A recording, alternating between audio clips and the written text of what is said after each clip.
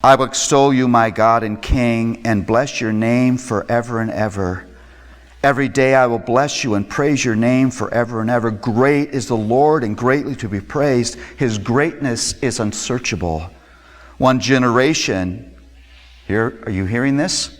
One generation shall commend your works to another and shall declare your mighty acts. On the glorious splendor of your majesty, on your wondrous works I will meditate. They shall speak of the might of your awesome deeds, and I will declare your greatness. They shall pour forth the fame of your abundant goodness, and shall sing aloud of your righteousness. And then it just goes on a riff of the glory of God.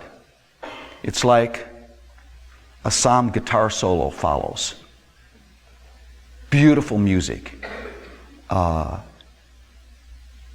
Displaying the glory of God. You could argue that the purpose of every sermon should be to inspire awe in the people who listen.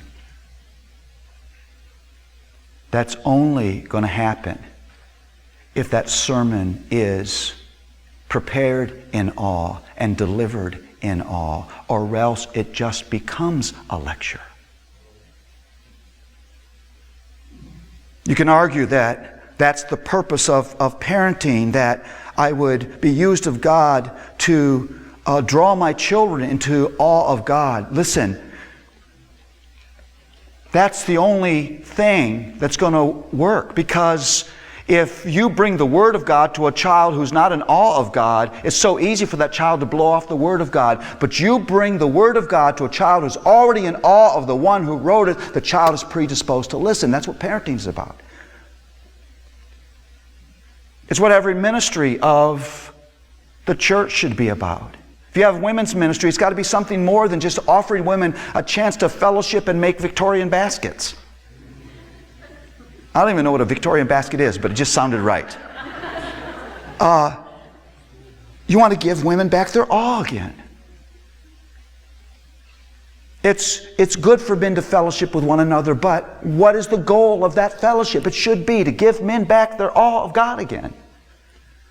This generation of ministry is called by God to commend His works to another, to pass down that life-shaping awe, to be used of God to rescue people again who've lost their awe.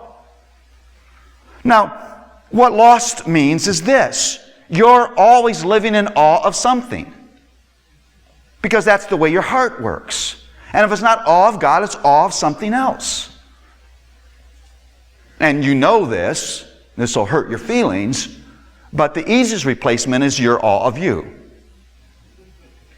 Now, that's why it's so hard for you to believe that there's either any material inside of you that needs critique. So when someone comes to you and they begin to question things you've said or things you've done, you can feel your ears getting hot and the emotional temperature changing, and all of a sudden you're beginning to argue for your righteousness. Why? Because you're in such awe of you can't imagine there would be something that they could point out. You got an awe problem.